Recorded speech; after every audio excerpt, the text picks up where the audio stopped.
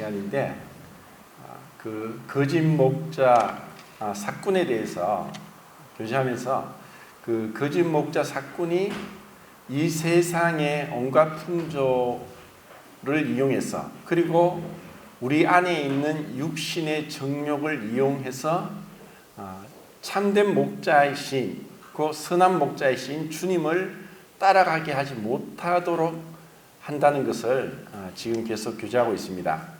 그래서 오늘은 그 야곱의 우상이 무엇인지, 야곱을 통해서 거짓 목자가 어떻게 그를 넘어뜨리려고 하는지, 그렇지만 하나님께서는 그 가운데서 어떻게 야곱을 변화시켜 가시는지를 창세기 32장을 통해서 보도록 하겠습니다.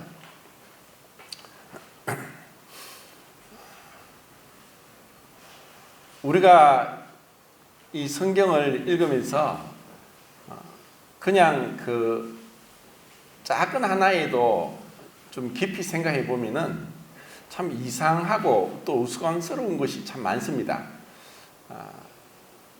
예를 들어서 지금 이제 야곱에 대해서 살펴보겠는데, 야곱의 이름의 뜻은 속이는 자란 뜻이고 또 쉽게 말해서 사기꾼이라는 뜻입니다. 그러면 이름을 짓는 것이 참 중요한데, 그의 이름은 그 사람입니다. 내 이름이 무엇이냐라고 이제 그 하나님의 사자가 질문을 할 때 야곱이 뭐라고 대답하냐? 야곱입니다. 우리말로 해석을 하면은 저는 사기꾼입니다. 이렇게 대답하는 거예요. 참 우습지 않습니까? 나는 사기꾼입니다. 근데 이렇게 대답하기 전에 거의 한 20년 전에 또 이런 질문을 받았습니다. 너의 이름이 무엇이냐? 그때 야곱이 뭐라고 대답했죠? 20년 전에 나는 에서입니다.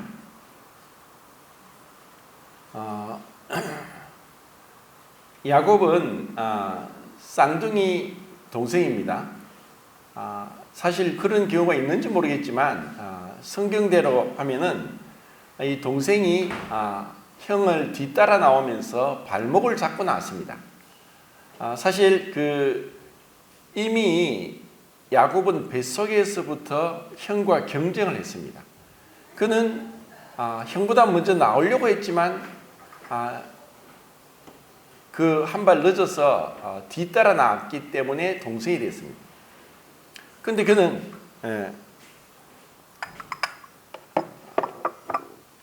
발꿈치를 잡았다는 뜻이고, 결국 발을 잡는 것은 사람을 넘어지게 하는 것입니다. 야곱의 그렇게 해서 이름을 야곱이라 했고, 그 형은 이제 에스라고 했는데 이제 털이 많았다 해서 붉다는 뜻으로 이제 에스라고 이름을 붙였습니다. 왜 하나님께서 그렇게 야곱이란 이름을, 어떻게 보면 부끄러운 이름입니다. 수치스러운 이름이죠. 그런데 그 야곱은 일평생을 사실 그렇게 살아갑니다. 분명히 이제 창세기에 보면은 야곱을 향해서 하나님께서 야곱에 대한 어떤 책망이나 또 비난은 전혀 없습니다. 그렇지만 그 이름을 봐서, 그리고 그의 행동을 봐서는 그는 계속 속이고 있습니다. 그런데 단순히 그 속이는 어떤 목적이 어떻게 보면 세상에 있는 사기꾼하고 다릅니다. 야곱이 무엇을 속이느냐?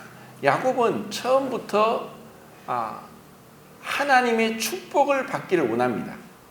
하나님의 축복을 받기 위해서 그 아버지를 속이고 형을 속입니다. 이런 면에서 볼 때 그 야곱은 처음부터 어쩌면은 이 땅에 있는 어떤 축복보다는 하나님의 그 축복을 강하게 원했던 믿음으로 살았던 그러한 사람이 아닌가 생각을 합니다. 근데 이제 그 야곱이 이제 그 아버지를 속일 때 보면은 이미 그 전에 에서는 그 가나안 땅의 여자들을 한 사람도 아니라 10명을 취하면서 자식을 낳고 살았습니다. 그런데 야곱은 여전히 혼자였습니다. 야곱이 그 아버지 어머니 이삭과 리브가를 떠날 때 나이가 몇 세쯤 됐을까요?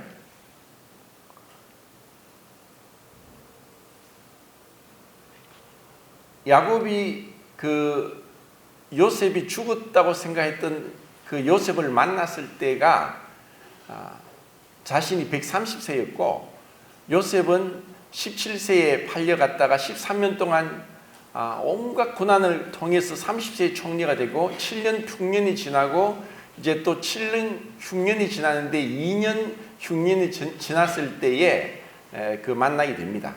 그래서 그때 만났을 때에 39세였으니까 야곱은 91세쯤에 이 요셉을 낳았다고 생각을 하고 그리고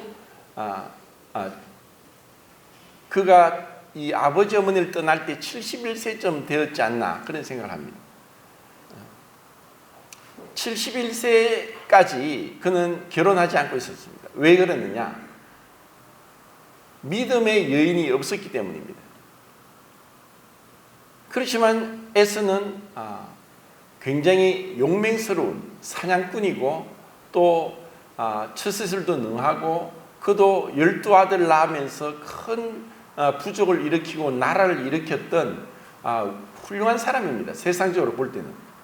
그런데 그 에서는 하나님의 축복은 별 관심이 없습니다. 오로지 이 땅에서 그의 능력을 의지해서 살아가는 그런 자였습니다. 그런데 야곱은 어떻게 보면은 엄마 품속에 있는 맘마보이 같은 그런 자였습니다. 이러한 것 때문에 아버지 이삭은 야곱보다 에스를 더 좋아했습니다. 그리고 에스가 사냥한 그 고기를 먹는 것도 좋았습니다. 그리고 그 이삭은 늘 그 에스의 마음이 가 있다는 것, 이것이 야곱에게 있어서 끊임없는 그 아버지의 축복, 그 형의 장자의 축복을 빼앗고자 하는 그 욕심이 계속 그 가운데 있었습니다. 그래서 때가 찼을 때 그의 형을 속이고 팥죽 한 그릇으로 장자권을 빼앗는 정말 어처구니 없는 거래를 합니다. 그리고 아버지를 속여서 아버지가 이제 이삭이 나이가 많았기 때문에 잘 보이질 않았습니다. 그래서 그 어머니와 함께 그 리브가도 어떻게 보면은 뱃속에서부터 두 아이가 싸우고 있고 그리고 하나님께서 두 국민이 네 뱃속에 있다. 그런데 큰 자가 작은 자를 섬기리라는 그 하나님의 말씀을 듣고 믿음으로 리브가는 육신대로 행하지 않고 믿음으로 행해서 야곱이 장자의 축복을 받도록 야곱에게 그런 모든 계략을 꾸미는 장본인이 리브가였습니다. 그리고 리브가는 그 이제 곧 만나게 될 저희 외삼촌이자 또 장인이 되는 라반의 동생이었습니다. 자, 이런 관계로 야곱에게 있어서 이런 그 아버지를 감쪽같이 속였는데 속이긴 속였고 그 장자의 축복을 받았습니다. 그런데 에스가 그것을 알고는 야곱을 향해서 이제는 더 이상 참을 수 없다. 네가 감히 나의 아버지로부터 장자의 축복을 네가 빼앗다니 하고 죽이려고 하게 됩니다. 이제는 아버지도 부자였고 할아버지도 부자였지만 야곱은 정말 지팡이 하나만 들고 죽지 않으려고 급하게 도망 나와서 아무것도 가지고 없는 빈털터리로 나오게 됩니다. 그리고 나서는 어머니 리브가를 다시 볼 수 없게 됐습니다. 그리고 거의 한 1000km 이상 떨어진 그 바단 아람까지 가서 그 외삼촌 집 라반에서 그는 살게 됩니다. 그러면서 이제는 그 야곱에게 있어서 그 아버지의 축복은 받았는데 이제 그에게 있어서 무엇이 그를 또 사로잡느냐? 바로 라헬에게 온통 마음이 뺏깁니다. 이제는 그전에는 아버지의 축복이 그의 우상이었다면 이제는 야곱의 우상은 라헬입니다. 그 라헬을 위해서 14년을 봉사합니다. 지참금이 없으니까 봉사해서 라헬을 얻게 되죠. 7년 봉사한 후에 레아를 얻고 또 라헬을 얻습니다. 자, 여기서 정말 우리는 이상한 그 가족 관계를 봅니다. 그의 아내가 둘이고 그 둘은 자매간입니다. 언니 동생입니다.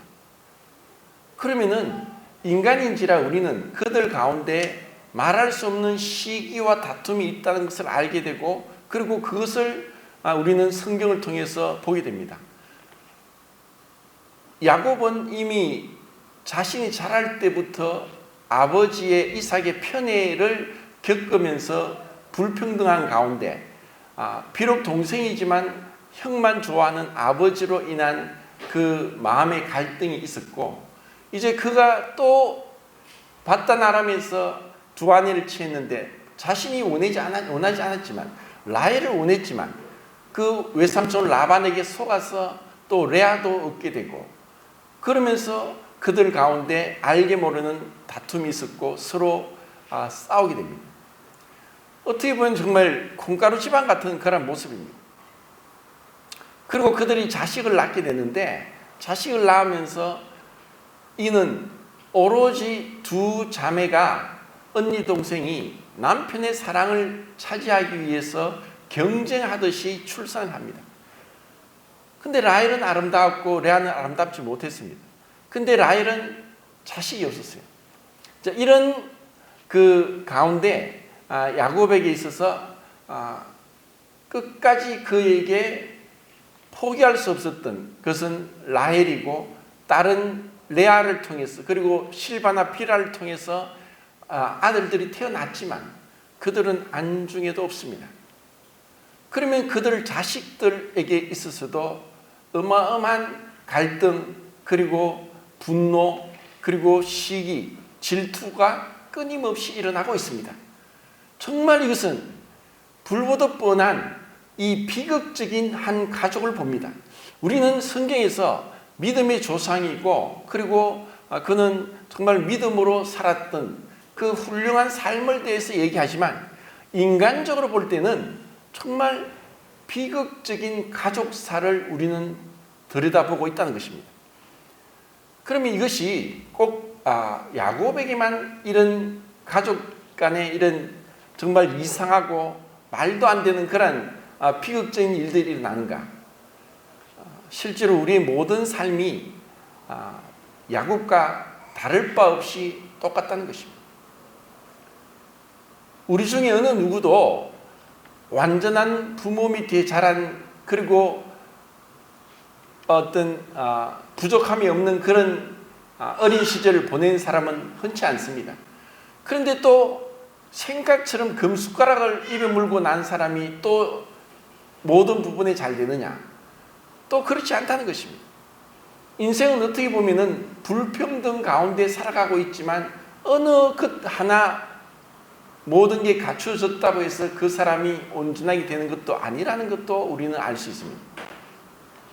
그럼 이런 가운데 20년 동안 그렇게 이제 11명의 아들을 낳고 딸 하나를 낳고 이제는 하나님이 말씀하십니다. 계속 그 장인인 라반은 품삯을 속이고 계속 속이고 있습니다. 그래서 31장에 보면은 이제는 그 외삼촌의 속임수에서 더 이상 있을 수 없고 그리고 그 외삼촌의 장인인 아들들이 야곱의 재산이 더 늘어나는 것을 보고 시기가 일어나게 됩니다. 그래서 급히 밤에 도망을 나오게 됩니다. 그때 라헬은 아버지의 그 우상인 드라빔을 훔쳐 나옵니다. 이것에 대해서는 라헬이 우상을 섬겼다라기보다는 아버지가 그것을 통해 점을 치는 것을 아니까 그들이 점을 쳐서 도망 온 것을 쫓아올 것을 두려워해서 아버지의 추격을 피하기 위한 하나의 라헬의 어떤 그 속임수가 아니었겠나라고 볼 수도 있습니다. 그래서 이제 이게 31장에서 그렇게 도망을 3일 뒤에 도망간 걸 알게 되고 라반이 이제 야곱을 추적합니다. 그리고 7일 만에 그 도망 나간 딸들과 야곱을 만나게 됩니다. 그때 하나님은 에서에게 꿈에 나타나셔서 너는 야곱에게 선악간에 아무 말도 하지 말라 라고 라반이 이제 야곱을 마지막까지 속이고 다 빼앗고자 하는 것을 막으셔서 야곱은 그 20년 동안 정말 밤에는 잠도 못 자고 그 추운 날씨에도 그 추위를 무릅쓰고 재산을 일궈낸 것을 지키게 됐습니다. 하나님께서 그렇게 하셨습니다. 그리고 이제 20년 만에 돌아오는데 그에게는 20년 전에 형을 속인 것으로 인해서 아직까지도 마음에 그 편안함이 없고 두려움이 있고 죽을 것 같고 또 자기가 이제까지 고생한 모든 것들을 한순간에 잃어버리고 죽을 수도 있다는 두려움 가운데 사로잡혀 있었습니다. 그래서 이제 32장에 들어가는데 여기서 마하나임이라고 하나님의 군대, 수많은 천사들을 보게 됩니다. 자, 여기서 성경에 보면은 야곱이 그 하나님의 군대를 보았습니까? 아니면은 하나님의 군대가 야곱을 만났다고 했습니까? 자, 창세기 32장 1절 2절 한번 읽어보겠습니다. 시작.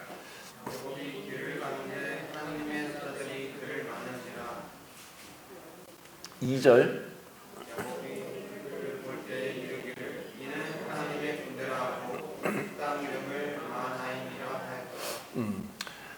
그래서 이제 하나님의 사자들이 야곱을 만났습니다. 자, 그 하나님의 사자들은 천사들이고, 그리고 우리는 성경에서 한 사람의 천사가 아람 군사를 칼로 함쳐서 18만 5천 명을 단숨에 죽이는 어마어마한 능력을 가지고 있는 천사들을 알게 됩니다. 그리고 어떻게 보면 그 천사들이 오늘날 오더라도 현대 무기로 무장한 이 스텔스 전투기나 아니면은 미사일이나 또 핵무기가 있다 할지라도 천사 하나를 통해서 그 모든 것을 순식간에 제압할 수 있는 능력을 가진 자가 하나님의 천사들입니다. 그래서 먼저 하나님은 이 하나님의 천사들을 야곱에게 보여주셨습니다.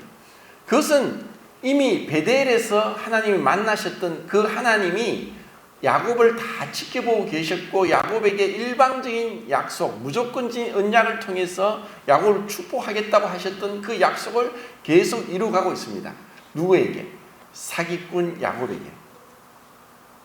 자신의 욕심으로 끊임없이 속이고 있는 그 야곱을 하나님은 사랑하시고 야곱에게 일방적인 축복을 하십니다. 그래서 곧 이후에 그는 전령을 보내서 에서를 만나서 이제 자기가 형에게 간다고 하는데 그때 전령이 돌아와서 하는 말이 에서가 400명의 군사를 데리고 오고 있습니다. 이 얘기를 듣습니다.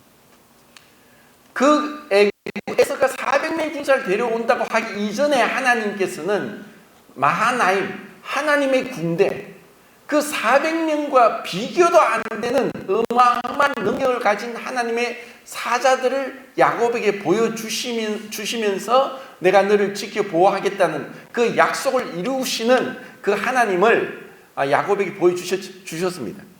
그런데 야곱은 그것을 보았음에도 불구하고 두려워서 죽을 것 같고 하나님께 또 믿음의 기도를 합니다. 그는 이제 12절까지 읽어보면은 하나님, 내 아버지 하나님, 또 아브라함의 하나님, 그리고 나를 축복한다고 하지 않았습니까? 하면서 야곱은 하나님 앞에서 그런 믿음의 기도로 그 약속하신 말씀을 붙잡고 하나님이 나를 축복할 하신다고 그렇게 하신다고 하신 약속을 지키시라는 그 기도를 하고 있습니다. 그런데도 불구하고 야곱은 여전히 그것을 기도를 했지만 믿지 못하고 자기의 방법을 쓰고 있습니다. 그것이 13절부터 23절까지입니다.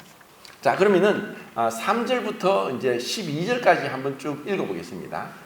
32장 3절부터 12절까지 시작.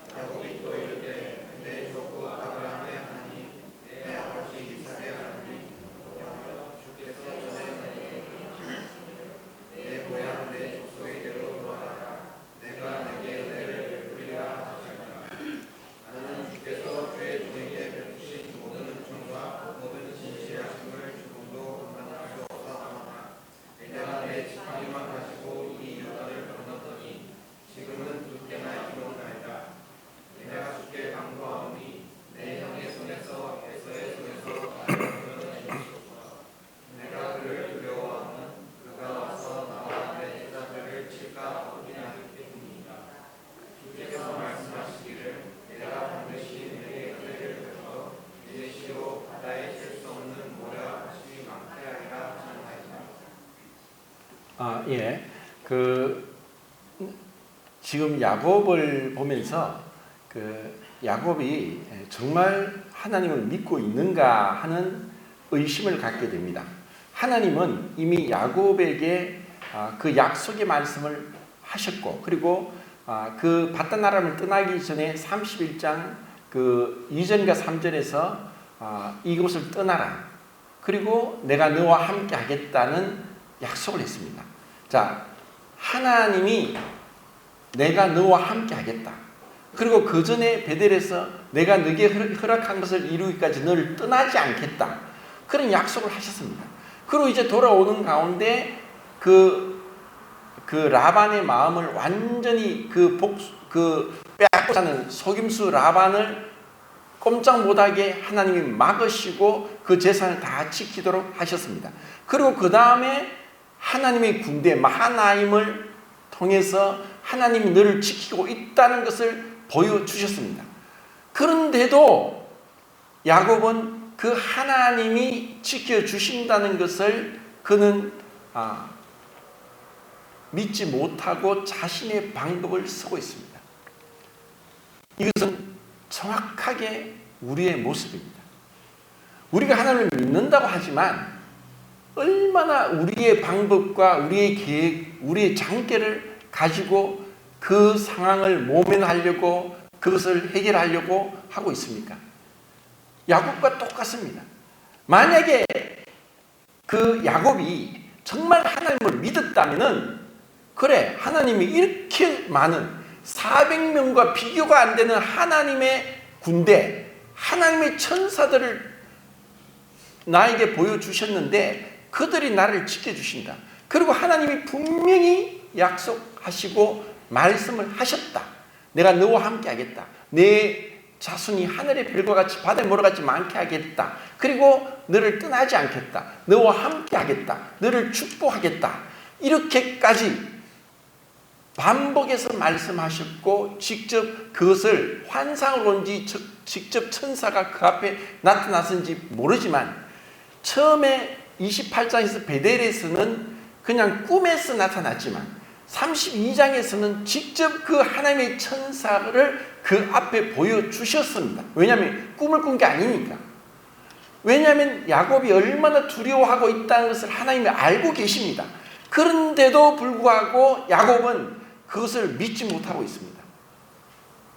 그리고 자신의 방법대로 이제 13절부터 23절까지 보면은 그의 그 양이나 염소나 낙이나 낙타를 이제 선물로 에스의 마음을 무뜨르기 위해서 준비한 선물이 540마리입니다.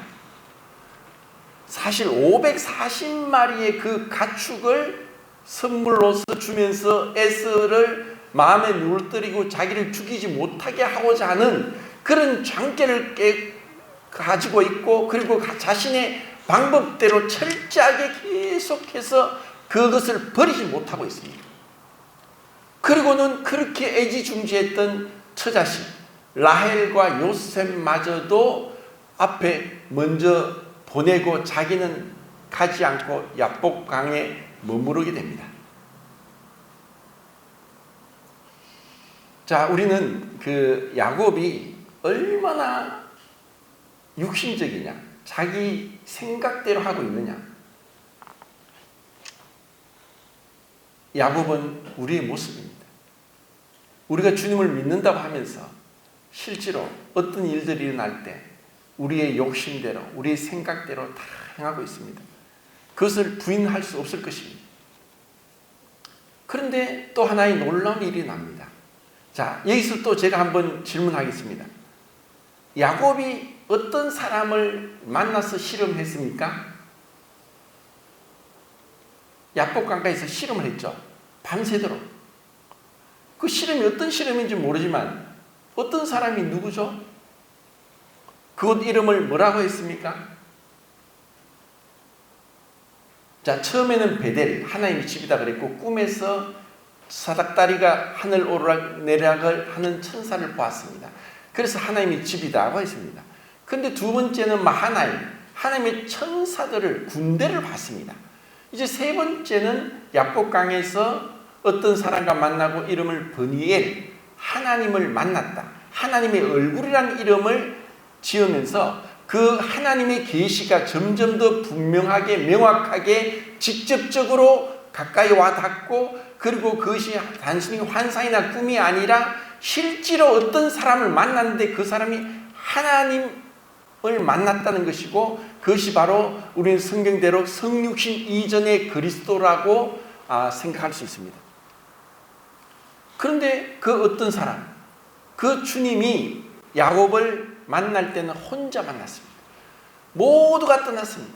주님은 그런 야곱을 원했을지 모릅니다. 우리를 혼자 개인적으로 단독으로 만나기를 원하십니다. 근데 우리에게는 많은 것들이 있습니다. 그것은 우상입니다.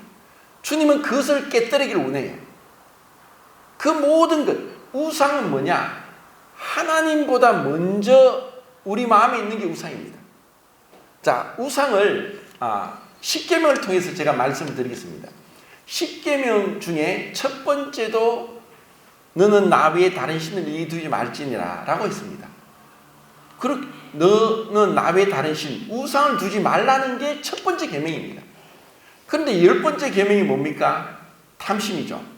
골로새서 3장 5절에 보면 탐심을 뭐라고 했습니까? 우상 숭배라고 했습니다. 첫 번째도 우상이고 열 번째도 우상입니다. 그러면 두 번째는 뭡니까? 우상을 만들지 말라고 했어요. 하늘이나 땅이나 물 밑에 무엇과도 형상을 따라 만들지 말고 그것에 절하지 말고 섬기지 말라 했습니다. 자, 첫 번째 그 마음에, 내 마음에 다른 신을 두지 말라고 마음을 얘기했고, 두 번째는 손으로 우상을 만들지 말고 절하지 말고 내 몸으로 그 앞에 엎드려 절하지 말고 섬기지 말고, 우리의 제물로서 그 우상을 섬기지 말고 내 발로서 만든 우상 앞에 가서 발로서 우상을 섬기지 말라고 우리의 온몸을 얘기하고 있습니다. 그리고 세 번째는 하나님의 이름을 망령되이 이끌지 말라. 우리 입술을 얘기합니다. 우리 입술로도 얼마든지 우상 숭배할 수 있고 하나님을 모욕할 수 있습니다. 그래서 영어에서 욕을 할 때 꼭 하나님의 이름이 들어갑니다. 이것은 하나님을 떠난 불경건한 죄인들의 모습을 분명하게 보여주고 있습니다. 그리고 네 번째는 안식일입니다. 안식일은 두 가지입니다. 창조와 구속. 하나님이 창조하셨기 때문에 안식하고 애굽에서 구원해 주셨기 때문에 안식하라는 것입니다. 그러면 안식하는 것은 아무것도 하지 말라는 것입니다. 이것은 우리 인간에게 정말 힘든 겁니다. 아무것도 하지 않고 처음 우리 교회에 오면 1시간 예배가 아무것도 하지 않는 것 같아서 너무 힘들어합니다. 아무것도 하지 않는 것을 못해요. 아무 노동도 하지 말라. 너도 하지 말고 너의 자녀들도 하지 말고 너의 종의 자녀들도 하지 말고 너의 집에 우거하는 나그네도 하지 말고 너의 집에 있는 가축도 아무것도 하지 말라. 모두가 모든 게 올스톱입니다. 너만 아무것도 하지 마는 것이 아니라 너에게 속한 모든 자들, 가축까지도 아무 일도 하지 말라는 거예요. 뭐 합니까? 아무것도 하지 않으면. 아무것도 하지 않지만 생각을 할 수 있습니다. 무엇을 생각합니까? 하나님의 창조를, 하나님의 구원을. 이것이 우리의 예배입니다. 그런데 그 안식일을 지키라는 것은 우리의 모든 생각을 사로잡아 그리스도께 복종케 하는 것입니다. 그리고 예수를 깊이 생각하는 것입니다. 이것이 첫 번째 돌판에 새겨진 계명입니다. 두 번째 돌판에 새겨진 다섯 번째 계명, 일곱 번째 계명, 아홉 번째 계명은 관계를 얘기합니다. 다섯 번째 계명은 부모와의 관계고, 일곱 번째 계명은 배우자의 관계고, 아홉 번째 계명은 이웃 사람과의 관계에 대해서 얘기합니다. 무슨 관계입니까? 우리는 모두가 내 혼자가 아닙니다. 관계가 얽혀 있습니다. 우리는 태어나면서부터 부모라는 그 권위 아래 태어납니다. 그래서 그 하나님이 만든 권위에 대해서 복종하는 것입니다. 보이는 권위에 복종하지 않고 보이지 않는 권위에 복종할 수 없습니다. 그래서 다섯 번째 계명이 약속 있는 첫 번째 계명은 그 지키면은 장수할 것이라는 약속을 하셨습니다. 그래서 이것은 부모와의 관계에 대한 계명이고, 일곱 번째는 배우자에 대해서 그 사랑을 얘기했고, 아홉 번째 계명은 이웃과의 관계에서 진실을, 정의를 이야기했습니다. 그리고 여섯 번째는 생명에 대한 계명이고, 여덟 번째는 재물에 대한 계명입니다. 여섯 번째는 살인하지 말라. 그것은 마음으로라도 미워하지 말라는 것입니다. 말로서도 욕하지 말라는 것입니다. 우리의 전적인 모든 것을 하나님은 우리의 내 개인적인 인격의 모든 것을 다 살펴보시면서 계명을 내렸습니다. 여덟 번째는 거짓말하지 말라. 우리는 얼마나 많은 그 속에서 살고 있습니까? 이것은 자동입니다. 그러면 왜 그러냐? 그 모든 거짓은 열 번째 탐심에서 나옵니다. 탐심은 좀 순화시키면은 생리적 욕구입니다. 우리는 모두가 생리적인 욕구를 가지고 있습니다. 생리적 욕구. 그것은 우리가 살아가는 우리의 목숨을 부지하기 위한 것입니다. 먹는 것, 잠자는 것, 쉬는 것, 칭찬받는 것, 또 생육하고 번성하는 것, 이 모든 욕구가 우리는 있는데 이것이 만족되지 않으면 욕심으로 나옵니다. 그래서 그 앞에 있는 그 9가지 그 계명들을 우리는 어떻게 합니까? 욕구가 만족되지 않을 때 욕심으로 나와서 이것을 범하게 되고 죄를 짓게 됩니다. 그래서 야곱이 지금 그 하나님 앞에서 이와 같은 그 야복강가에서 하나님 어떤 사람과 홀로 실험을 하고 있다는 것은 야곱이 어떤 사람을 만나서 실험하는 것이 아니라 어떤 사람이 야곱을 홀로 있는 야곱을 만나서 실험하고 있습니다. 그 어떤 사람, 그 주님, 성육신 하시기 전에 그 주님은 우리의 모든 성정을 다 알고 계십니다. 우리에게 어떤 우상이 있고 주님보다 먼저 앞선 게 무엇이 있고 욕심으로 인해서 우리 인생이 얼마나 죄악 가운데 얼룩져 있는가를 모두가 다 알고 계시는 분이 주님이십니다. 이것을 주님은 이 사랑과 다툼에서 전적으로 너의 모든 계획과 생각과 욕심을 내려놓고 나만 의지해라. 나만 의지해라. 라는 그 메시지로 그 사람과 실험하고 있습니다. 그런데 야곱은 그것을 끝까지 놓지 못합니다.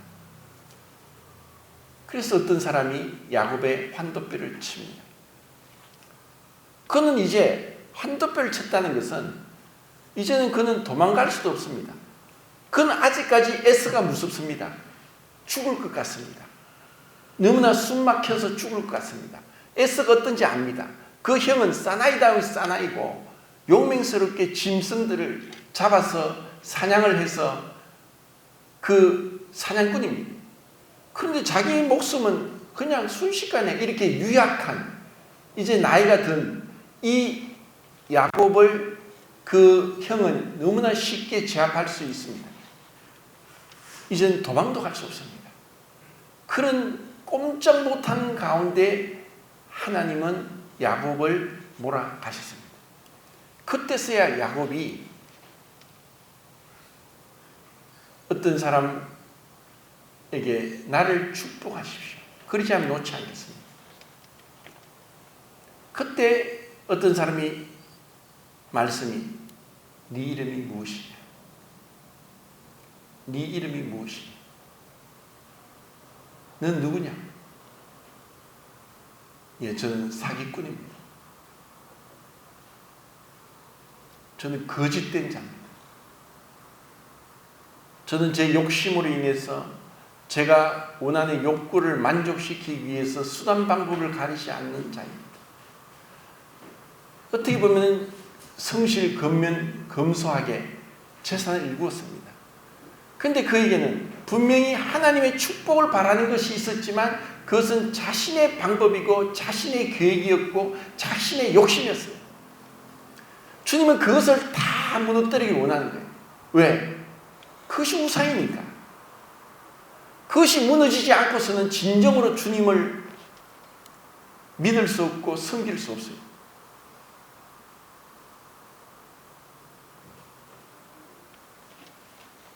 이제 야곱이 꼼짝 못하는 가운데 내가 속이는 자입니다 라고 했을 때 이제 너를 야곱이라 하지 않고 이스라엘이라 하라. 그러면서 네가 하나님과 사람들과 기로 이겼다. 결국 야곱이 이길 수 있고 승리할 수 있던 것은 하나님 앞에서 그가 하나님의 그 사랑의 징계의 손길로 인해서 그 쳤어라는 이 단어가 그냥 살짝 건드리는 것을 얘기합니다. 만약에 하나님이 그냥 세게 한번 휘두르면 야곱은 죽습니다. 하나님의 사자들도 그런데 천사도 그런데 야곱의 이 하나님께서 야곱을 그렇게 환도뼈만 위골되게 해서 쩔름바리가 되어서 계속 절게 됩니다. 이제 그는 정말 이제부터 하나님을 신뢰하고 하나님만 의지하면서 자신의 방법을 모두 내려놓는 그런 축복을 받습니다. 그래서 그를 이제 축복을 받는 거예요. 이것이 하나님이 우리에게 원하는 겁니다. 하나님이 정말 우리에게 원하는 건 뭐냐? 정말 홀로 단독으로 내 모든 것을 내려놓고 내 마음을 살피면서 나에게 하나님보다 더 우선된 게 뭐냐? 그 전까지만 하더라도 라헬과 요셉이 우상이었지만 이제는 그 32장의 야복 강가에서 브니엘을 통과한 이후에 33장에 가면은 이제 에셀을 만나러 가기 전에 변화된 게 있습니다. 사실 라헬도 요셉도 그의 우상이었지만 진정한 우상은 자기 자신이었습니다. 그 자기 자신이 하나님 앞에 무너지니까 이제는 진정으로 사랑을 할 수 있습니다. 자기 뒤에 라헬과 요셉을 두고 에서를 만납니다. 우리가 누군가를 진정으로 사랑할 수 있다는 것은 주님을 만났을 때입니다. 그리고 나라는 우상에서 벗어났을 때입니다. 그때 우리에게 축복이 임합니다. 주님이 우리에게 그런 은혜를 주시기를 바랍니다.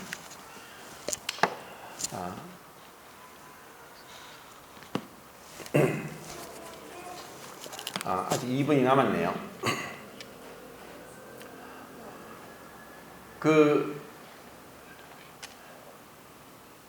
하나님께서 허락하신 것을 이루기까지 떠나지 않겠다.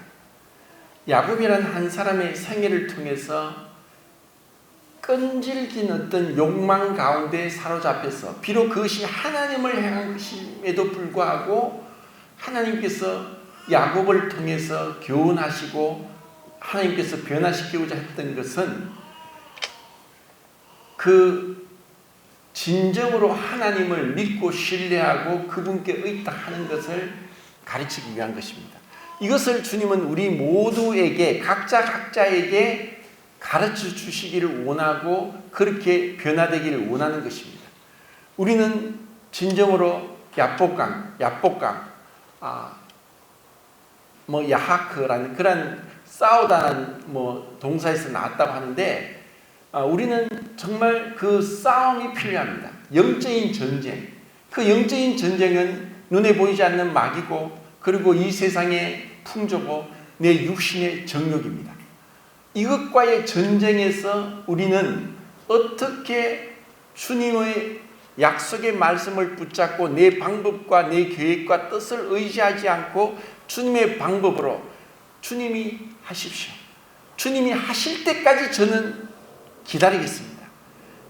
그런 믿음을 우리에게 심어주기를 원하는 것입니다. 우리가 왜 그렇다느냐? 야곱이 분명히 하나님을 향한 믿음이 있었고 축복을 받기를 원했지만 자신의 방법대로 했고 리브가도 자신의 방법대로 했습니다. 그래서 20년 동안 수많은 고생을 했습니다. 그리고 그 가족들 가운데 많은 분쟁들, 눈에 보이지 않는 그런 엄청난 갈등들이 일어나게 됐습니다. 이제 이런 걸 통해서 하나님은 얼마나 은혜롭게 그들을 대하시면서 그리고 그 약속을 이루어가고 계시고 이루시는지를 생각할 때 참 주님 놀랍습니다. 주님 정말 위대하십니다. 우리 삶에도 그런 놀라운 주님의 진정한 축복, 그분만을 신뢰하면서 어떤 우상에도 속아 넘어가지 않는 진정한 주님과의 연합과 주님과의 사랑이 우리 삶에 나타나기를 참 바랍니다. 이상입니다.